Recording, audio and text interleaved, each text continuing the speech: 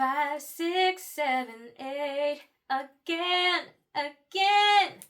Ooh.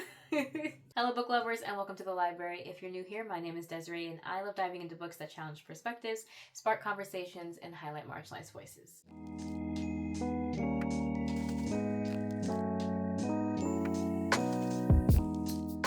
Welcome back. It is the end of April, and you know what that means. It is wrap-up season. So let's go over the books that I read in April, also some life updates, and also the books that I am currently having in rotation. Because as a mood reader, I have to at least be in between reading 2 to 3 books at all times. April was a very short month for me. I ended up reading 3 books, 2 physical and 1 audio. The first book I ended up reading was The Lion Women of Tehran by Marshan Kamali, and that book was a book club book and definitely made me cry more than once. You good, homie? Some guy outside is not happy. He's just walking and just swearing on the phone. Anyway, where was I? Yes, The Lion Women of Tehran. So The Lion Women of Tehran is a historical fiction, and it follows the life of 2 best friends who met when they were young. After Ellie and her mom have to move to a tiny downtown apartment in Tehran after her father dies, which is the complete opposite of like the bougie life that they are used to living. When they move, Ellie meets her best friend Homa, and they really hit it off and become best friends. But their life is changed once again when Ellie is afforded the opportunity, I guess, to go back to like the bougie lifestyle that she used to live before, causing the girls' life paths to go in completely different directions. That is until when they're about 16 or 17, Homa ends up at the school that Ellie is at, which is like an elite top school or whatever. But by this time, Ellie's kind of fallen back into the uppity type of lifestyle and is honestly embarrassed by Homa because Homa hasn't changed much. And so together they grow up, they have this coming of age story, pursuing their own goals for a meaningful future. But unfortunately, as this does take place in the 1950s in Tehran, Iran, as the political turmoil builds to a breaking point, an earth-shattering betrayal has devastating consequences. So that's what The Lion Women of Tehran is about, and like I said, I did cry. I really enjoyed the storytelling of this book. I liked learning about Iranian culture through the lens of watching these 2 girls grow and how different their lives are. Ellie having to go from bougie to poor, essentially, and meeting this very humble child and becoming friends with her until they're separated and their different life circumstances and experiences start to shape who they become in the future. For example, Ellie is very put your head down. Well, not necessarily put your head down, but kind of like there is a set there are set checkpoints in life that Ellie has been conditioned to want to achieve. Grow up, go to a good school, marry, have kids, die, right? Whereas Homa is just this free spirit. She doesn't want to have kids. She's also very politically involved in the resisting of the Iranian government. And another thing I liked about this was learning about the politics a little bit of Iran in the 1950s. Specifically, the coup that happened, and I think it was 1953, is talked about in this book. And how the politics and the political turmoil within Iran affects the people, and more specifically the women, because we're following 2 women in this story. Unfortunately, I didn't get to go to the book club meeting, but if y'all are watching this, I really enjoyed this book, and like I said, I cried. Great pick. Next book I read is Whispers by the Lake by Shanora Williams, and this is a thriller book about a woman that goes missing, and the only person looking for her is her younger sister and her best friend who is estranged. When we first meet the character, we learn that there is some bad blood between the 2 best friends, and in my opinion, for good reason. Actually, no, hold on. Let me back up, because now that I'm thinking back to the book, the reason is honestly sad. It's a little sinister too. Yeah. Anyway, they're estranged when we first meet them, but the little sister comes to the best friend saying that I haven't heard from my sister in X amount of days, which is not unusual because this character is like known for going off the grid for a while and then coming back. but this is just not within the norm. And so while the best friend is reluctant to search for her in the beginning because A, she betrayed her, and B, this is not unusual behavior for her, she does end up learning something and looking into things that would lead her to searching for her best friend. As most thrillers are, this one was fast paced. The twist at the end did get me. I did not predict who done it. And I thought back to the rest of the book and I'm like, were there any clues to indicate that it was this person? And honestly, no. And I'm usually good at picking up on like the breadcrumbs, and I've figured out a few times, okay, let me not toot my own horn, but I figured out a few times the twist before it was coming. But this one got me, okay. And the last book I read this month is Team Player by Deanna Gray. And this book, it was a really chill contemporary romance. It's also a hockey romance, and I'm not too much into the romance genre, but from what I understand, hockey romance is like pretty big. So for this to be a hockey romance with two dark-skinned black main characters, huge. Huge. Also, the female character is buff. Like, I love buff women representation. Okay, she wasn't tiny. She wasn't like gonna snap like a twig if he held her too tight. Like, she was buff, and the main character loved that. That's one of the things that the male main character loved about the female main character. Okay, so Team Player follows Aderin and Samson, both stars and captains on their respective hockey team at their college, where they decide to make a bet with each other. Samson is known as like the player. He's always having like a new girl that he's with, like every week. And Aderin tends to fall very quickly for the people that she dates. So they decide to make a bet with each other. So Aderin bet that Samson wouldn't be able to fall in love, and Samson bet that Aderin is not capable of having like one-night stands. And so we just follow them as they are maybe falling for each other. I don't know. I knew the direction that this book was going to go, that they would end up together, but the journey on how we got there was interesting, but in a good way. There are several things that I think Deanna Gray did greatly. Greatly is not a word. Great. In this book. One of them being highlighting the double standard of women's hockey versus men's hockey, or just women's sports versus men's sports in general. For example, the weight rooms for the women in this book, they had just old equipment, and at one point they took them out because it was too old, but they didn't replace it with new stuff. But when you go over to the men's gym, they have new equipment. The gym is clean. It's well maintained. And so it just goes to show that there's more investment when it comes to men's sports as opposed to women's sports, even though they are just as good and just as deserving as these accommodations and this attention. I mentioned this before, but buff female representation, love that. Specifically, there was one intimate scene where Samson and Aderin are going at it, okay, and Samson like pulls up a mirror so that they can see each other, like they can see themselves. And Aderin, for the first time, is seeing herself and actually admiring and loving, you know, how built she is, and just seeing she's learning to love herself through someone showing her beauty. And I thought that scene was just really beautiful. And it just goes to show how intimacy is more than just, you know, going to pound town, okay? Intimacy is letting your guard down and really trusting yourself and trusting others with your identity, your feelings, your vulnerabilities. And that's something that is a common theme throughout this story, is both Samson and Adira are kind of putting a mirror up to each other, which Deanna Gray does a really good job of, because I read Outdrawn by her, but she does a really good job of paralleling, if that's the word.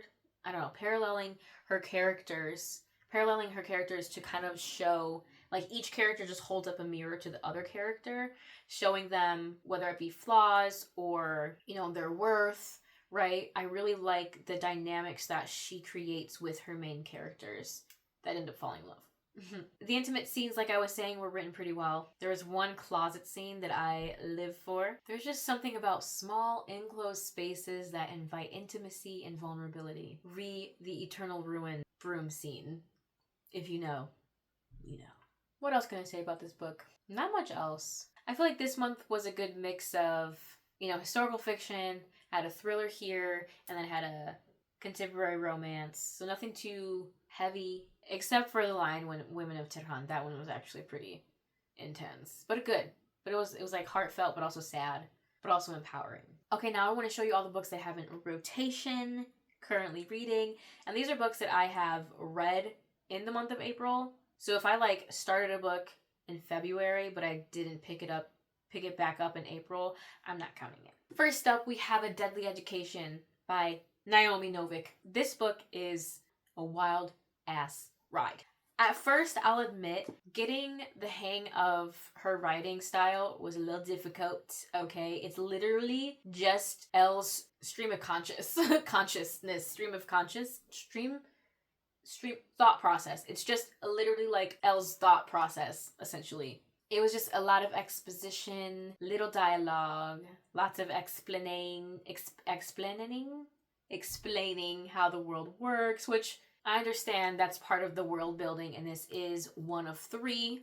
I understand, okay? But it's the way that Naomi Novik writes it that I had trouble getting into in the beginning, but I am invested, and I am so ready for this series. If you don't know what A Deadly Education is about, it's about these young wizards and sorcerers that go to a magic school called the Scholomance, where this school is essentially, okay, the school is supposed to be a safe place for the wizards and the sorcerers, because the outside world, there's these things called mals, which are like evil creatures and evil beings trying to like kill and gobble up these wizards and sorcerers, because they're kind of like fresh meat, and like they have a bunch of mana, which is like the energy that you use when you're doing magic, okay? So the school is intended to keep them safe and teach them about magic, how to use it, and spell work and incantations and alchemy and whatever. But the school is like just as dangerous, if not more, okay? Because why is Elle constantly telling us about how that she has to like put wards on her doors and watch out for like creatures coming in through the vents, and everyone has to like travel throughout the school in pairs, like I was telling my friends, I was like, how is this school any less dangerous than the outside world if it's constantly like, it seems like it's constantly putting the kids in danger or not doing its best to protect the kids? And also how the school works is like off of vibes, essentially. Like, because magic is like fueled by intention. So if the school senses that you're having this thought about a specific language, that you may not want to learn this language, but you just start thinking about it and ruminating on it, the school's gonna like show you and give you, for example, books on Old English, and now you're stuck with having to learn Old English as like a curriculum in order to graduate. Oh, and speaking of graduation, okay, at the end of their senior year, they basically have to fight their way out through a bunch of like mals and evil creatures that got into the school, but kind of like got trapped in the lower level, which is the senior level, which is like the graduation like arena, if you will. So yeah, that's what this book is about. It's a little wild, but it is giving dark academia, trials, wizards and sorcerer schools, like it's giving all of that, and I'm living for it, and I can't wait to finish the series. Next on the docket, we have The Personal Librarian. This was a book club book for this month, and I didn't finish it. And I'm pretty sure this was my pick. So The Personal Librarian is a historical fiction, but it follows the real life story of J.P. Morgan's personal librarian, Bella DaCosta Green, which she is black, but white passing, and she uses that to her advantage and is able to get a job working as J.P. Morgan's personal librarian. And J.P. Morgan apparently is, or was, a really rich man who had the ability to get and buy like really rare items, books, art pieces, all that stuff. And he's building this like personal library for himself. And Bella DaCosta Green helps him procure a lot of those things. So it just tells a story about her life and her relationship with JP Morgan and just navigating, what is this? What time period is this? and navigating the 1900s as a Black woman who is passing and the effects of that. I actually watched some of an interview with the authors, Marie Benedict and Victoria Christopher Murray, and they mentioned how there wasn't a lot of first-hand account, like journal entries and things like that from Bella herself. So they really had to like piece together parts of her story from other items of history that she was involved in, right? Like, and I haven't gotten this far yet, but if she was in a relationship with someone, that person may have kept letters from Belle, and so they would use that to learn more about her life. It's very interesting. I will read this and finish it eventually, preferably before next book club meeting. Next in the rotation is The Will to Change: Men, Masculinity, and Love by Bell Hooks. This is a very important read. I think everyone should read this book. I think this is part of her love series. So there's this one, there's All About Love.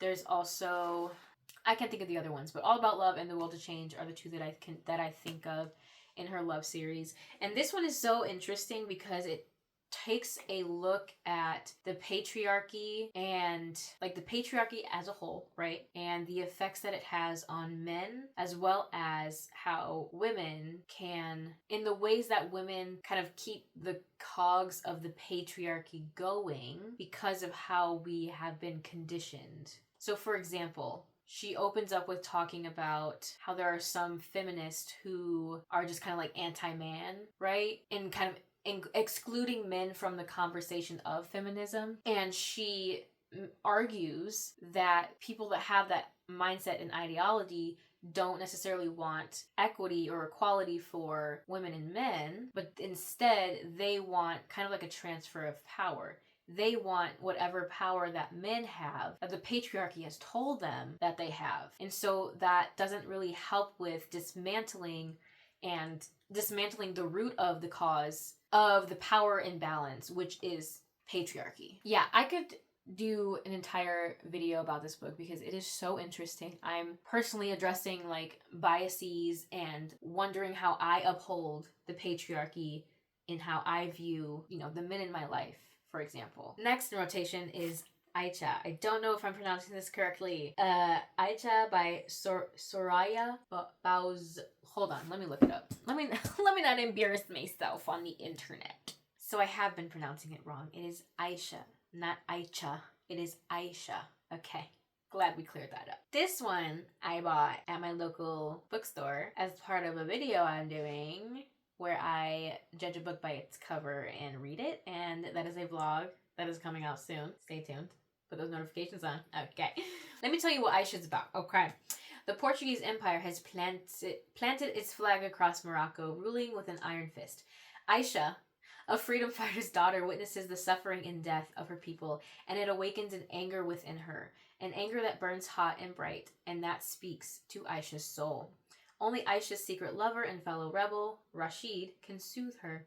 But as the fight for Morocco's freedom reaches its violent climax, the creature that simmers beneath Aisha's skin begs to be unleashed. It hungers for the screams of those who have caused her pain, and it will not be ignored.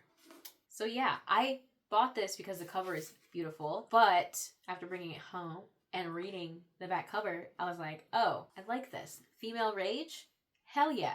I don't know if you can see this, but this is another book in rotation, Days at the Murasaki Bookshop.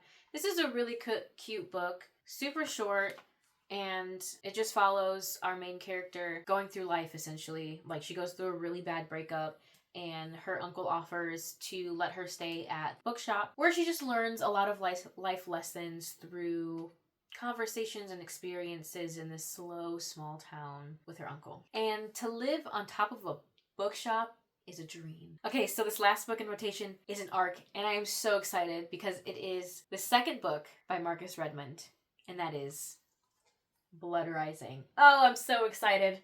I am so excited to read this ARC. I'm also really excited for the special edition. Oh, not the special edition. The, oh my god, what is the... I forgot the name of the subscription box that does it. But it's a subscription box.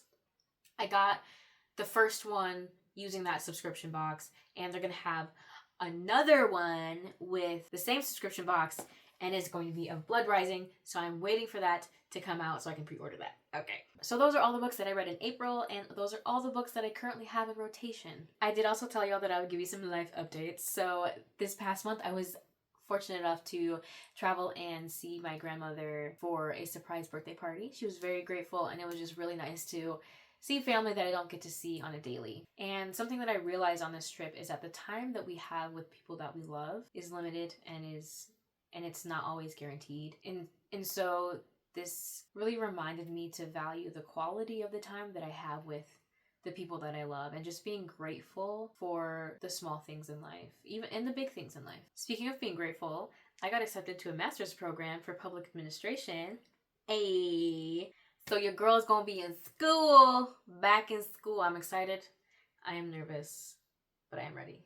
I have been applying to scholarships, and it is quite time consuming and stressful and slightly annoying, but your girl needs some extra money for this grad program. So if anyone knows of any scholarships or sites that tell you about scholarships, please drop them in the comments below. Anything is helpful. I really appreciate it. What else is going on? Oh, my mom has a chinchilla, and her chinchilla is like 9 or 10 years old, and there was a surprise pregnancy.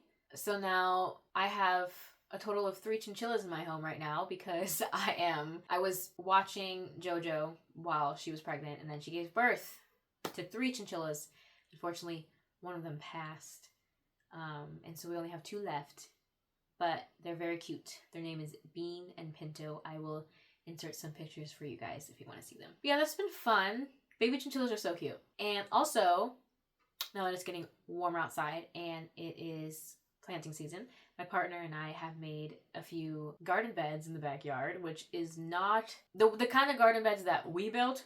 Not easy. Kudos to my partner for picking up free pallets like all throughout like the last half of last year, because the garden beds that he built are completely free, like built from free resourced wood. So that's pretty cool. But anyway, we're building a garden bed because my partner grows a lot of peppers and tomatoes, and he has a green thumb, and we're able and fortunate enough this year to have space to grow more, and that's what we're doing.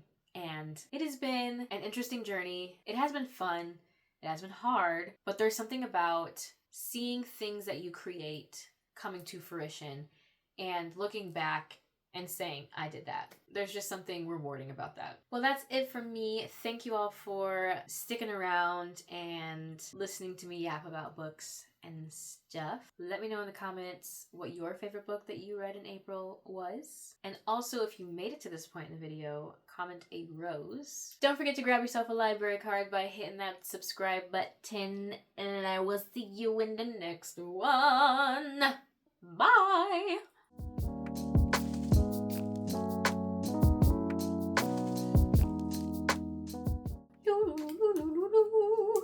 Oh yeah, so cool. You can do one of these.